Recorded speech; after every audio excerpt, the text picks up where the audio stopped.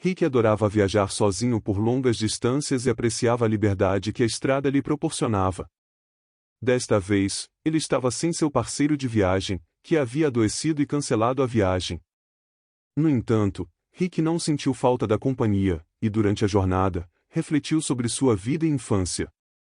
Lembrando-se da época em que seu pai, também caminhoneiro, fora emboscado e morto quando Rick tinha apenas 5 anos, ele recordou do choro de sua mãe e do apoio que recebeu de seu avô, que o ensinou a amar a tecnologia e consertar carros.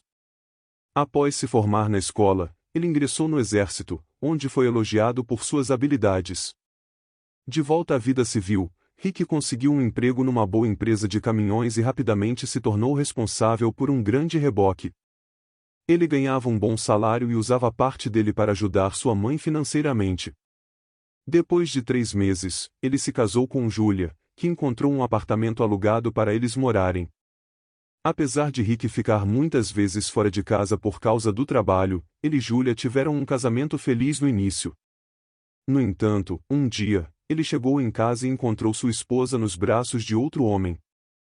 Eles se separaram e Julia logo se casou com um rico empresário.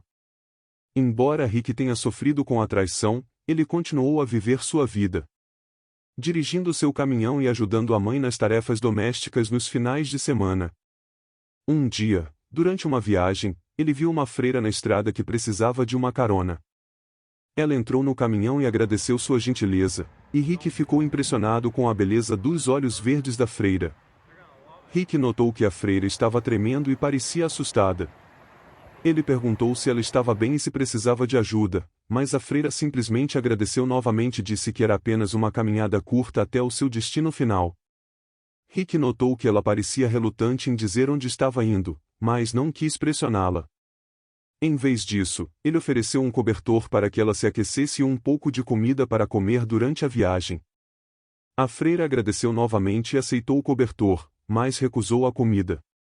Enquanto dirigia, Rick ficou pensando sobre a freira e a estranha sensação que ela lhe dava. Ele não conseguia entender por que ela estava sozinha e caminhando à noite, em uma estrada vazia. Ele também notou que ela parecia estar olhando para ele com um olhar triste e misterioso. Rick tentou puxar conversa algumas vezes, mas a freira parecia estar distante e não muito interessada em conversar. Finalmente, eles chegaram ao destino da freira. Ela agradeceu a Rick novamente e saiu da cabine. Quando Rick olhou pelo retrovisor, viu que ela estava caminhando em direção a um antigo convento abandonado na colina próxima.